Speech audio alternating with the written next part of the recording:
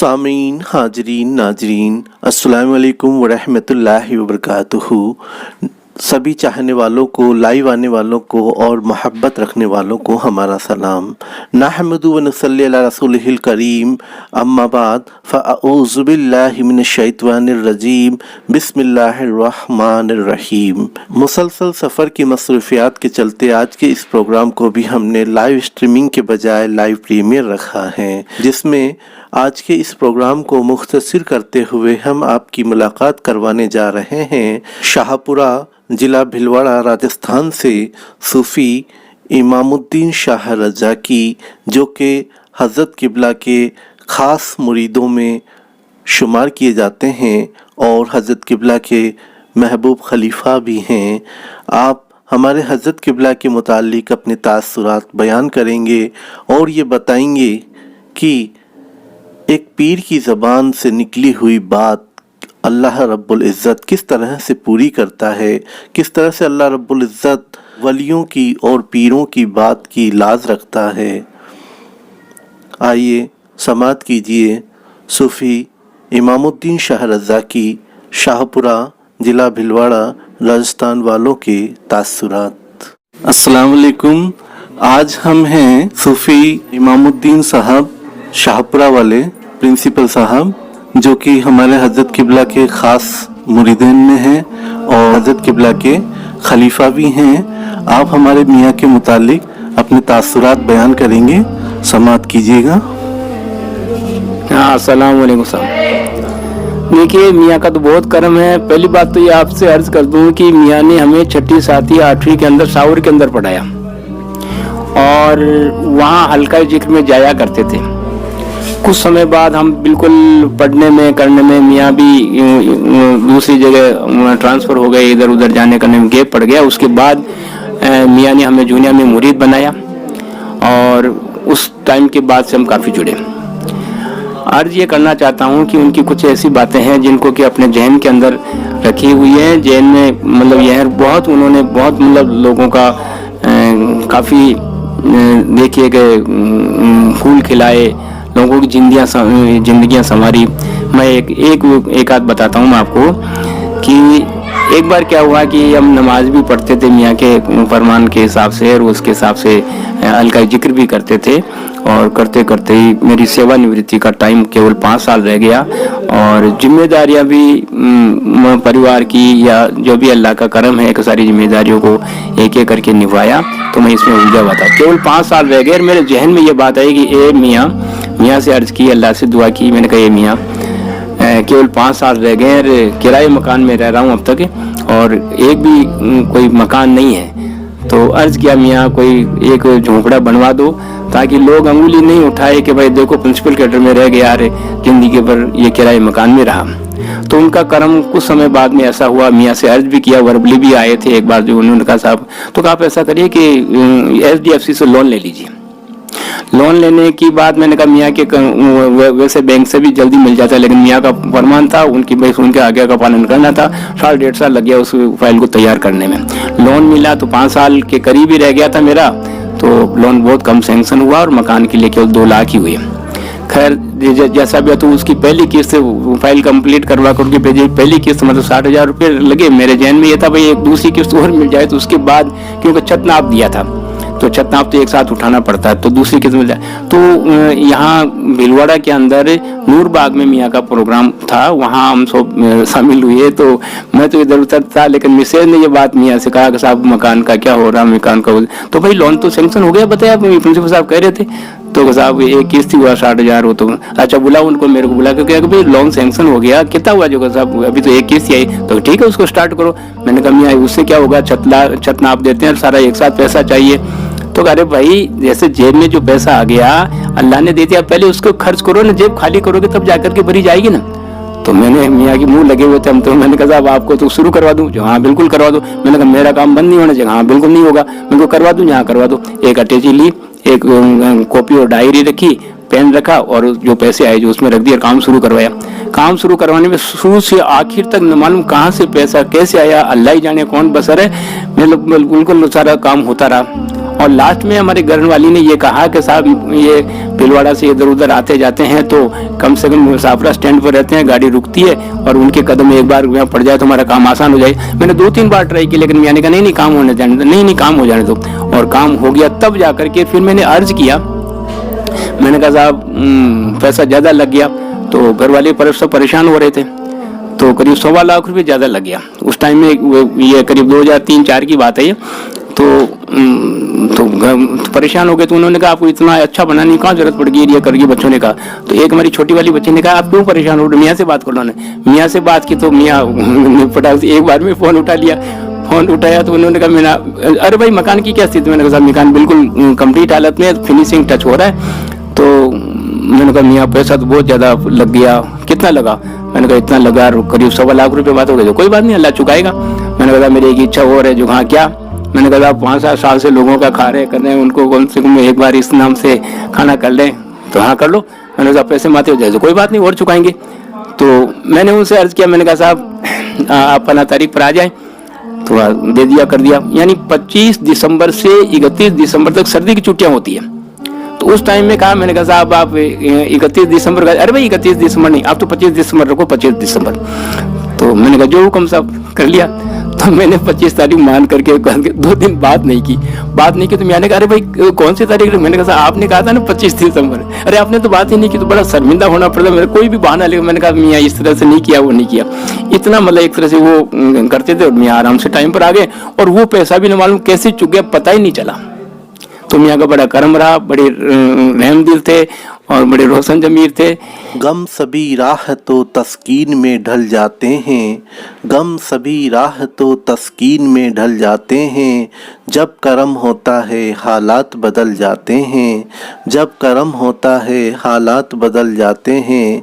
रख ही लेते हैं भरम उनके करम के सदक़े, रख ही लेते हैं भरम उनके करम के सदक़े, जब किसी बात पे दीवाने मचल जाते हैं, जब किसी बात पे दीवाने मचल जाते हैं। सुभान अल्लाह। जिस तरह से सूफ़ी इमामुद्दीन शाह रज़ाकी ने हमारे हज़रत किबला ख्वाजा सूफ़ी अब्दुल रज़ाक शाह रहमतुल्लाह अलैह से अगर कोई कॉल लिया तो हज़रत किबला की ज़ुबान मुबारक से निकले हुए अल्फाजों की, आपके कॉल की अल्लाह रब्बुल इज़्ज़त ने हर मुकाम पर लाज रखी। बेशक एक कामिल मुर्शिद और एक कामिल वली की ज़ुबान अल्लाह की ज़ुबान होती है। मुर्शिद कामिल की दुआओं से हर बला और हर मुसीबत किस तरह से टलती चली जाती हैं, आइए सूफ़ी इमामुद्दीन शाह रज़ाकी की ज़ुबानी हम उनके बच्चे की शादी का एक वाक़या सुनते हैं। एक बार क्या हुआ कि देखिए मियाँ का कर्म ऐसा, हमारे बच्चे इतने निस्बती हो गए थे कि बच्चों ने अपनी शादियों के कहा मियाँ हमारी शादी के टाइम में आप आओगे। अब भाई हम नहीं आते हैं, देखो आप लोग डिस्टर्ब करते हैं या आप लोग डिस्टर्ब हो जाते हैं, हमारी खिदमत में लग जाते हैं, मेहमानों की खातिर तवज्जो नहीं कर पाते। तो लेकिन बच्चे अड़ गए तो नहीं सब आएंगे नहीं। तो बच्चियों की शादी के अंदर भी हमारे गाँव आना पड़ा मियाँ को, और बड़े अच्छे तरह से। मैं एक बार का वाक़या बताता हूँ कि हमारे बच्चे की शादी हमने शाहपुरा में की थी, और शाहपुरा से बारात अजमेर जावे। तो मियाँ के कहने के हिसाब से मतलब हमने तारीख निश्चित की, और लास्ट टाइम में जब 2-3-4 दिन रहे, कार्ड भी भेजा, सब कुछ किया, व्हाट्सएप भेजा, फ़ोन पर बातें की, निवेदन किया, अर्ज किया। लास्ट में रहा मियाँ, मैंने कहा फला तारीख को शादी है, आप लोग तशरीफ़ लाइए। तो उन्होंने कहा अरे भाई हम नहीं आ सकते। और हमारे उनकी जो साहबजादी थी बेगम बाजी, जो किसी बीमारी से उनका इंतकाल हो गया, तो मुझे जानकारी नहीं थी। तो भाई बेगम बाजी का इंतकाल हो गया और ये लोग समाज से भी क्या सोचेंगे साहब, ऐसा है ये करते गाते, तो मैं नहीं आ सकता, आप लोग शादी करो, मैं बैठा बैठा ही दुआ करूँगा। तो हमने भी गमगीन होकर के मैंने कहा जैसा भी जैसा भी आपका हुक्म हो, करम हो, जैसा भी है। लेकिन हमने इस बात को सोच लिया कि उन्होंने कहा बैठे बैठे दुआ करेंगे। और हकीकत है कि जब शादी का माहौल था, औरतें, हमारा मकान आप लोगों की दुआ से इस पर हाईवे पर है, जयपुर भीलवाड़ा जो है इस हाईवे पर ही है। तो गीत गाड़ हो रहा था, गाजबाज, और वो हमारा भतीजा और एक दूसरा जाकिर गोरी साथी जो उनके हैं ना, वो उधर बैठे हुए थे।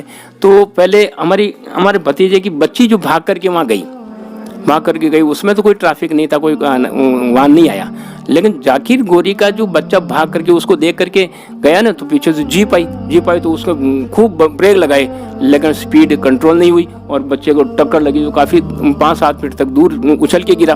हमारे होश का पाप हो गए। मैंने कहा यार तो गड़बड़ हो गया, तो सारा मामला हो गया, लेकिन देखा तो उसके कुछ भी टच ही नहीं हुआ। बच्चा केवल चीखा चिल्लाया, बाकी कुछ नहीं हुआ।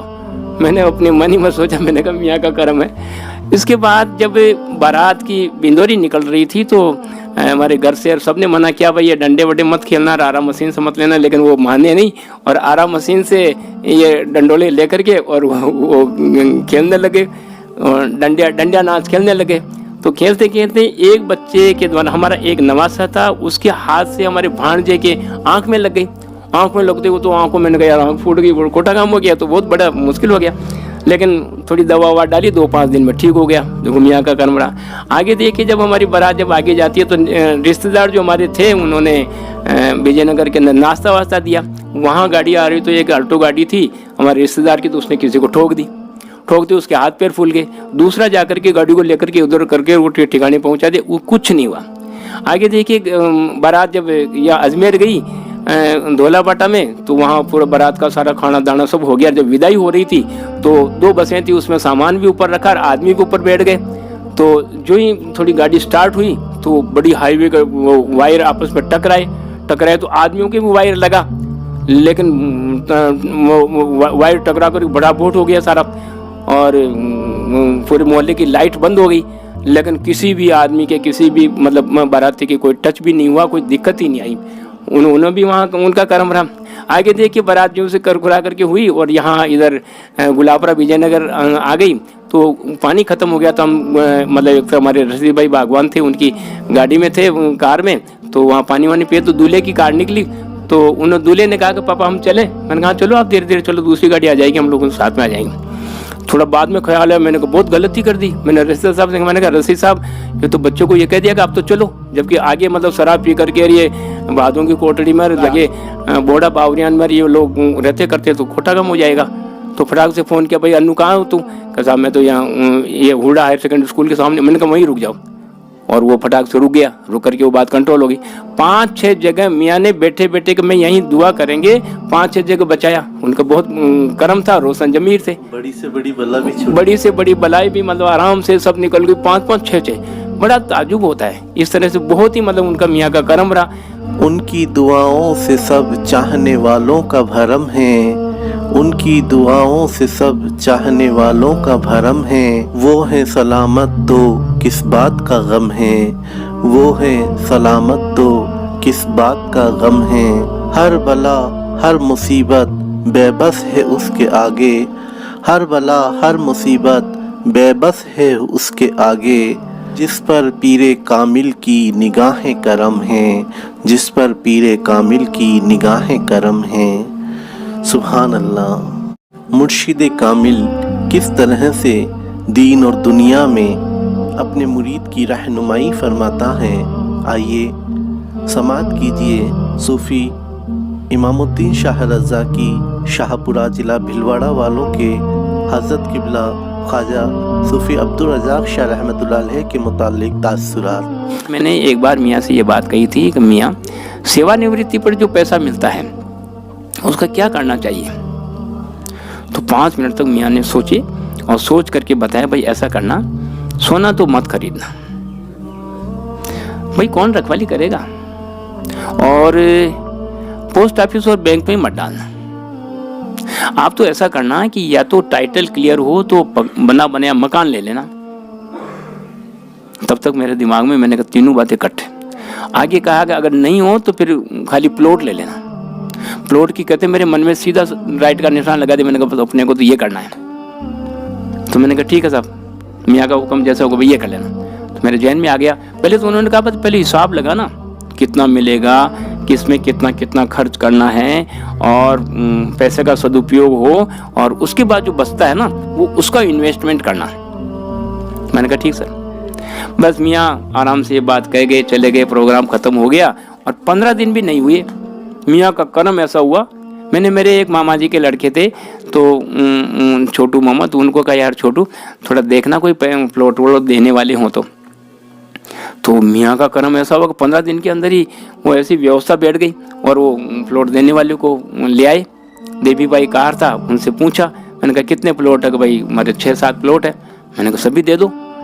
और वो तो प्लॉट वहाँ से दे करके निकलना चाहिए और हम लेना चाहिए। तो ये वाली बात है। ऐसा एक निज़ाम बिठाया मियाँ ने। उन्होंने एक प्लॉट के 1 लाख रुपए मांगे, मैंने करके भाई 50,000 देंगे। यूँ करते करते हमारे सारा सेट ये हो गया, घटत बढ़त 65,000 में हमारे तय हो गया। मैंने कहा जितने भी प्लॉट है 5, 6, 7, 8 जो भी दे दो। तो कहा 7 प्लॉट है। मैंने कहा दे दो। तो 7 प्लॉट का हमारा तय हो गया और उसके हिसाब से दूसरे तीसरे दिन मेरे को बड़ा ताज्जुब हुआ। मैंने कहा मियाँ तो अभी कह करके कम से कम 15 दिन ही नहीं हुई है, मियाँ ने ऐसा निज़ाम बिठा दिया कि वो देने वाला तैयार, लेने वाला तैयार। और 15 दिन के अंदर सारी बात बैठ गई, सारी रजिस्ट्रेशन कंप्लीट हो गई। अगर सारा काम कर लिया मियाँ के कहे अनुसार, और आज मेरा बच्चा कहेगा साहब वो सेवानिवृत्ति के पैसे कहाँ हैं, तो मैंने कहा वो पड़े। आज एक प्लॉट के जो एक मेरे को 72.5 लाख यानी मतलब 72,500 रुपये एक प्लॉट का पड़ा था, तो अब आज 3-3, 4-4 लाख रुपए हो गए। अब 7 प्लॉट के 4-4 लाख तो साचू को 28,000 रुपये, हाँ 28 लाख हो गए, जबकि मुझे 20-22 लाख रुपए मिले थे। तो मैंने कहा वो पड़े। यानी मियाँ का कर्म, सच्चा गुरु वो है एक सच्चा रास्ता दिखाता है। यानी देखिए मुझे बड़ा ताजुब होता है कि बहुत अच्छे ढंग से सारा काम हो गया। बहुत बड़ी राज और न्याज की बातें। एक अर्ज और कर दूँ साहब, ऐसा है कि मेरे से जब पैसा खर्च किया, मैंने कहा साहब ये इधर अतिक्रमण आ रहा है जो कि नहीं कुछ नहीं आएगा, कुछ नहीं आएगा, यूँ हुआ करके एक बार कहा। मैंने कहा नहीं आप तो प्लॉट बनाओ, नहीं आप तो प्लॉट पर मकान बनाओ। तो मैंने कहा मियाँ को कुछ नज़र आ रहा होगा भाई, रोशन जमीर है को कह रहे हैं तो भाई मकान बनवाए। मकान बना करके 14-15 लाख रुपए लगवा दिए। और फिर मैंने कहा भाई आज पे तो हाँ भरो फार्म भरो। मैंने कहा सर लाइन पे, तो लगे हाँ लाइन पे लग जाओ। हंस के फार्म भरते रहे। भरने के बाद जो 3 साल हुए, नहीं पहले तो मकान बनाओ। तो यानी हज पर जाना रुक गया और वहाँ मतलब इधर तो फार्म भरते रहे, उधर मकान बनाते रहे। जो हज पर नंबर आया तो उन्होंने कहा नहीं मकान को रोक दो और आप हज पढ़ के आओ। तो हज पढ़ने का जो आदेश हुआ तो मकान को रोक दिया। और उस टाइम में हज पढ़ने वाली बात आई तो हज के अंदर ऐसा हुआ कि मेरे जहन में था, मैंने कहा यार मतलब पहली दावत मियाँ के साथ ही क्यों नहीं लेवे। तो मियाँ का ये आलम था कि ईद के ऊपर हमेशा मतलब मियाँ यहाँ साहब जूनिया आते थे। तो ईद के दिन आते तो मैंने हमारे यहाँ रिश्तेदार भी जूनिया के अंदर, तो उन्होंने कहा साहब आ जाओ हज की दावत में आ जाओ। तो मैंने कहा यार अभी तो रमजान चल रहे हैं, कैसे आवे, बाद में आएंगे। तो उनकी तरफ से आमंत्रित हो ही गया। मेरे जो ही जहन में आया, मैंने कहा मियाँ के साथ दावत लेवें। तो मियाँ के साथ जाओ तो मैंने यहाँ पता लगाया भाई मियाँ कब तक रहते हैं। साहब बासी के दिन सलीम जी पीटीआई साहब के यहाँ से मतलब एक तरह से खाना खा करके रुखसत होते हैं। मैंने कहा मियाँ के साथ, तो यहाँ हमने तय कर लिया। तो हमारे ऐसा हुआ कि भीलवाड़ा में तो ईद बाद में और अजमेर ज़िले में पहले होगी। तो हम तो रोज़ा रखे हुए थे, भाई साहब मेरे मिसेज 2-4 जने हम लोग आए। तो हमारे रिश्तेदार के यहाँ आकर के रोज़ा खोला और मियाँ तो बाबाई के यहाँ आए हम लोग। तो नहीं सत्तार साहब के, तो बाबाई के यहाँ पर दावत ले लुआ करके नीचे उतरे तो मियाँ आ गए। तो मियाँ ने हमें वापस ऊपर ले लिया। तो आप देखिए कि बिल्कुल गले लगाया, जिंदगी में पहली बार गले लगाया, अपने हाथों से निवाला देकर के खिलाया, माला पहनाई, सारा सब कुछ किया। तो बड़ा हमें अजीब लगा। खैर जैसा भी है, दावत ले लुआ करके चले गए करके। उसके बाद में फ़्लाइट की तारीख आई। तो हमारे घर से कहा कि साहब फ़्लाइट की तारीख आ गई, मियाँ को बताओ। तो मियाँ को बताने के लिए जो फ़ोन किया तो अन्ना मियाँ ने उठाया। तो मैंने कहा मियाँ से बात करो। जो नहीं मियाँ की तबीयत नरम है और हॉस्पिटल में। मैंने कहा क्यों, क्या हुआ? नहीं कुछ नहीं, ये एक तरह से ये फूड पॉइजनिंग हुआ, क्योंकि 400 आदमी पहले ही चले गए थे वहाँ। तो वहाँ रोको इनको रोको, तो ये वाली बात हुई। तो वहाँ फ़ोन काट दिया। मैंने वापस लगाया। मैंने कहा मियाँ को कहते थे ये तारीख आई थी। हाँ तो कैसे वो कह देंगे वो। तो उसके बाद उनका मियाँ का विशाल हो गया, उसमें शरीर को यह सारा सब कुछ हुआ। लेकिन बात ये कहना चाह रहा था कि जैसे यूँ ही मतलब ये हज के लिए हुआ, सारा सब कुछ हो गया, हज भी बढ़िया है उनकी कर्म से। लेकिन मेरे बाद में जहन में खटकता रहा यार, मेरे एक ही बच्चा है और 2 मकान यहाँ है। मियाँ ने पहले खूब मकान बनवा दिए और इधर 14-15 लाख रुपए क्यों लगवा दिए, गुत्थी समझ में नहीं आई। मैं लोगों से कहता रहा, मैंने कहा यार ये गुत्थी समझ में नहीं आ रही है।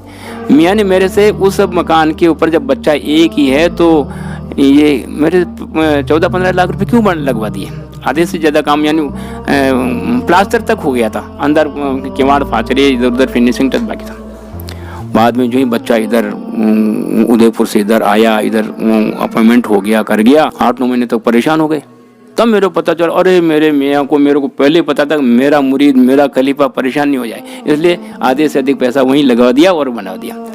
फिर परेशान होकर के बच्चे ने हमने बात की, मैंने कहा क्या करें को पापा, ऐसा करें मैं भी पैसा लगाता हूँ, आप भी पैसा लगाओ और वो कंप्लीट करवा करके हम उसमें शिफ्ट हो जाते हैं। तो मियाँ बड़े रोशन ज़मीर थे, उनको सब पहले से पता था कि क्या होना और क्या हुआ, तो आज तकलीफ नहीं देने के हिसाब से मियाँ हमारे से पहले से ही ऐसा काम करवा लेते थे।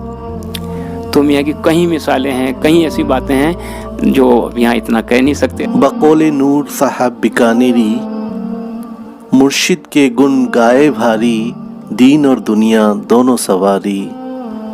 एक कामिल पीर या एक कामिल मुर्शिद वही है जो दीन की रहनुमाई के साथ साथ दुनियावी फलाह के लिए भी मुकम्मल रहनुमाई फरमाए।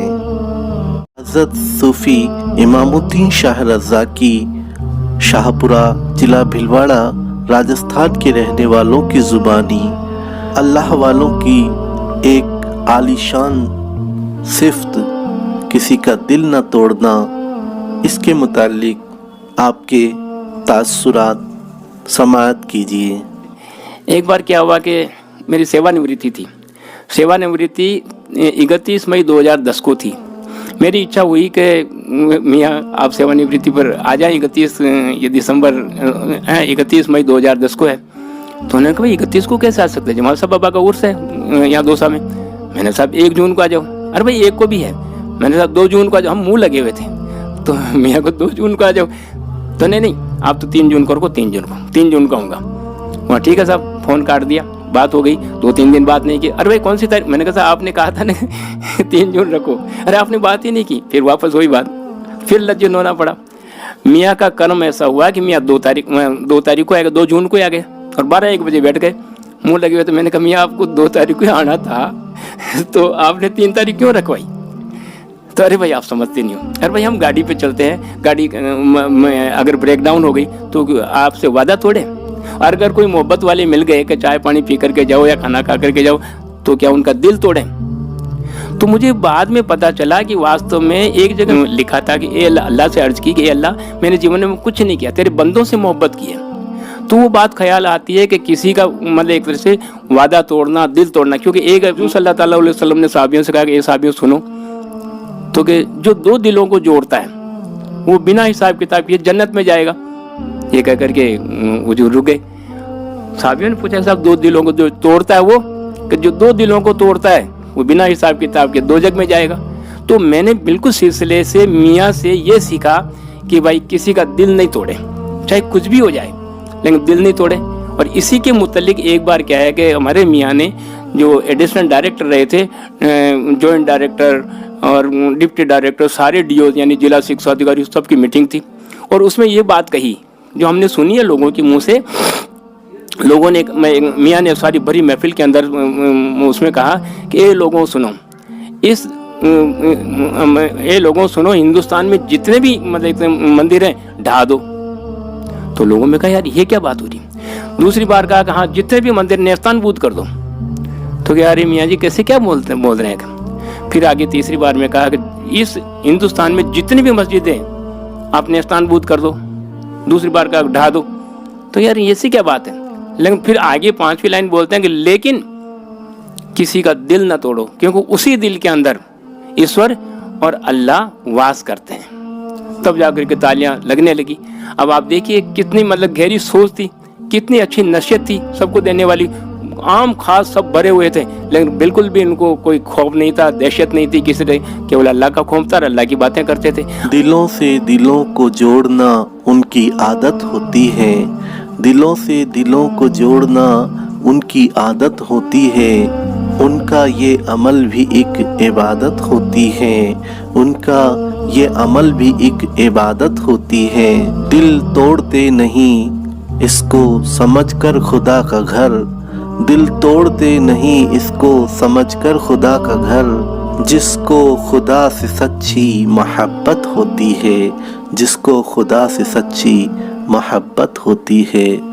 बेशक हुजूर शेखुल कामिलीन सरताजुल असफिया फ़ख्रुल औलिया महबूबुल आरिफीन असद जहांगीरी कुतबे दौरा गौसे जमा ख्वाजा ए ख्वाजगा ख्वाजा सूफ़ी अब्दुल रज़्ज़ाक़ शाह रहमतुल्लाह अलैह किसी भी मुरीद का या किसी भी आम इंसान का भी दिल कभी तोड़ते नहीं थे।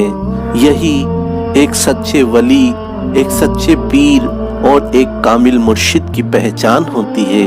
सुभान अल्लाह। आइए सूफ़ी इमामुद्दीन शाह रज़्ज़ाक़ी की ज़ुबानी एक कामिल मुर्शिद के जीने का नसीहत आमेज़ अंदाज़ समाअत कीजिए। आज मैं ये समझता हूँ कि हमारे मियाँ ने हिंदुस्तान में या बाहर भी एक जगह जगह ऐसे फूल खिले जो अपने सारे महक रहे हैं और सारी एक तरह से अच्छी ज़िंदगी को जीने का तरीका उन्होंने सिखाया। और एक बात सीखी, मियाँ क्लास नहीं लेते थे, यूँ बताते नहीं थे। मियाँ ये कहते थे भाई लर्निंग बाय डूइंग, यानी करके सीख। वजू कैसे बनाते हैं वाज बेसिन पर ही, और मतलब हर टाइम मतलब वजू रहना पूरी रात बेवजू। अच्छा, हमने कभी भी, खैर ये बात यहाँ नहीं कहनी चाहिए, कभी भी हमने ये नहीं देखा कि कोई मियाँ का वजू टूट रहा है, गैस पास हो रही है, वो डकार लेकर के इस प्रकार से गैस को बाहर निकालते थे, करते थे। ये तो बहुत ही ऊंची बात है। मैं इतना ही कह करके, और बातें तो और भी है। उनकी ज़िंदगी भी नसीहत का सबब बन गई, उनकी ज़िंदगी भी नसीहत का सबब बन गई। जो बाअमल होकर ज़िंदगी जीते चले गए, जो बाअमल होकर ज़िंदगी जीते चले गए। सुभान अल्लाह। बुज़ुर्गों का ये शगल रहा है कि वो अपनी ज़ुबान मुबारक से कोई नसीहत करने के बजाय अपनी ज़िंदगी को एक मॉडल बनाकर, एक नमूना बनाकर पेश कर देते हैं, जिससे उनके चाहने वाले मुतासिर होकर उनके इस अंदाज को फॉलो करने लगते हैं, उनकी इत्तिबा करने लगते हैं, और जिससे उनकी खुद की ज़िंदगी भी बाअमल हो जाती है। असल में आशिक को जब माशूक से इश्क हो जाता है तो वह अपने माशूक की हर अदा से बेइंतहा मोहब्बत करने लगता है और उसकी अदाओं को खुद अपनाने लगता है, और अपनाते अपनाते इतना अपनाता है कि वो खुद ज़ाते माशूक में फ़ना हो जाता है। इसीलिए कहा गया है कि फ़ना इतना तो हो जाऊं मैं उस ज़ाते आली में कि जो मुझको देख ले उसको तेरा दीदार हो जाए, कि जो मुझको देख ले उसको तेरा दीदार हो जाए। सुभान अल्लाह। आइए हज़रत सूफ़ी इमामुद्दीन शाह रज़्ज़ाक़ी अहले तरीक़त को क्या पैगाम देते हैं, समाअत फरमाइए। दुआ है कि अल्लाह रब्बुल इज़्ज़त हमें हज़रत सूफ़ी इमामुद्दीन शाह रज़्ज़ाक़ी की बताई हुई इन बातों पर, आपके इस पैगाम पर बाअमल होने की नेक तौफ़ीक़ अता फ़रमाएँ। इन्हीं दुआओं के साथ मिलते हैं अगले जुमेरात को। तब तक के लिए अल्लाह हाफ़िज़। अस्सलामु अलैकुम व रहमतुल्लाहि व बरकातुहू। मैं तो कह रहा हूँ ऐसा जिससे जुड़े, बिल्कुल मुस्तैदी से जुड़े, पक्के जुड़े, कच्चे मुरीद कच्चे खलीफा नहीं बने। मलई खिलाफ के हिसाब से इसको सिलसिले को आगे बढ़ाएं, नहीं बढ़ा पाए तो जो भी आपको मियाँ काम देते हैं, जो भी अपना पीपरों से काम देते हैं, उसको मुस्तैदी से ईमानदारी से करते रहें। बस इतना ही मैं अर्ज़ कर रहा हूँ। धन्यवाद, शुक्रिया, बहुत बहुत शुक्रिया। दुआ है कि अल्लाह रब्बुल इज़्ज़त हमें हज़रत सूफ़ी इमामुद्दीन शाह रज़्ज़ाक़ी की बताई हुई इन बातों पर, आपके इस पैगाम पर बाअमल होने की नेक तौफ़ीक़ अता फ़रमाएँ। इन्हीं दुआओं के साथ मिलते हैं अगले जुमेरात को। तब तक के लिए अल्लाह हाफ़िज़। अस्सलामु अलैकुम व रहमतुल्लाहि व बरकातुहू। सूफ़ी इमामुद्दीन शाह रज़्ज़ाक़ी शाहपुरा ज़िला भिलवाड़ा राजस्थान वाले अपने तासुरात में बयान करते हैं कि किस तरह राह तरीक़त दिल की राह है। आइए समाअत कीजिए। मियाँ से जो निस्बत रखते हैं, क्योंकि एक बार मैं प्रैक्टिकल लेने के लिए गया था तो मियाँ से मैंने अर्ज़ किया था फ़ोन पर, मैंने कहा साहब मैं इधर आ रहा हूँ, कोटपुतली जाऊँगा, कोटपुतली है ना दूसरा साइड, उधर जाऊँगा। तो मैंने कहा आप कहाँ? तो मैं तो बाहर हूँ, और अन्ना मियाँ मतलब हाज़िरी करवा देंगे दादा मियाँ के। अन्ना मियाँ के पास पहुँचा, अन्ना मियाँ ने मेरे लिए फूल भी लिए, अगरबत्ती ली, अपनी गाड़ी स्कूटर को लेकर के। उन्होंने किसी बात पर कहा कि देखो बहुत ऊंची बातें हैं औलिया अल्लाह की, कि जिसने दिमाग लगा लिया बाहर हो गए, जिसने दिल लगा लिया पार हो गए। तो आज उन बातों को हम सोचते हैं तो बहुत ही ऊंची बात होती है। एक और मैं अर्ज करूं कि मियाँ को जिसने समझ लिया वो समझ लिया, जो नहीं समझा बस वो यूं ही रह गया। जैसा कि खानकाह शाह रज़ाक के मौजूदा साहिब सज्जादा नसीन हज़रत किबला सूफ़ी अब्दुल लतीफ़ शाह उर्फ अन्ना मियाँ हुजूर ने फरमाया है कि इस राह में जिसने दिमाग लगाया वो बाहर हुआ, और जिसने दिल लगाया वो पार हुआ। सुभान अल्लाह। बेशक राह तरीक़त में दिमाग नहीं दिल लगाया जाता है, और रब से मोहब्बत की मंजिलें दिलों की राह से ही तय होती हैं। इसीलिए कहा गया है कि दिल के पास दिमाग नहीं होता, और जो दिमाग से हो वो प्यार नहीं होता। क्योंकि दिमाग से दुनिया जीती जा सकती है, मगर दिल तो दिल से ही जीता जा सकता है। मौलाना जलालुद्दीन रूमी फरमाते हैं कि अक्ल आमद दीनो दुनिया शुद्ध खराब, अक्ल आमद दीनो दुनिया शुद्ध खराब, इश्क आमद हर दो आलम कामयाब, इश्क आमद हर दो आलम कामयाब। उर्दू में इसका मफ़हूम कुछ इस तरह है कि अक्ल के दम पर चले तो दीनो दुनिया है ख़राब, कि अक्ल के दम पर चले तो दीनो दुनिया है ख़राब, इश्क की राहों में होंगे दो जहां में कामयाब, इश्क की राहों में होंगे दो जहां में कामयाब। इसी बात को मशहूर शायर अल्लामा डॉक्टर इकबाल कुछ इस तरह से बयान फरमाते हैं कि सुबह अजल से मुझसे ये कहा जिब्राईल ने, सुबह अजल से मुझसे ये कहा जिब्राईल ने, जो अक्ल का गुलाम हो वो दिल न कर कबूल, जो अक्ल का गुलाम हो वो दिल न कर कबूल। बेशक राह तरीक़त में महज दिल से काम लिया जाता है, दिमाग से नहीं।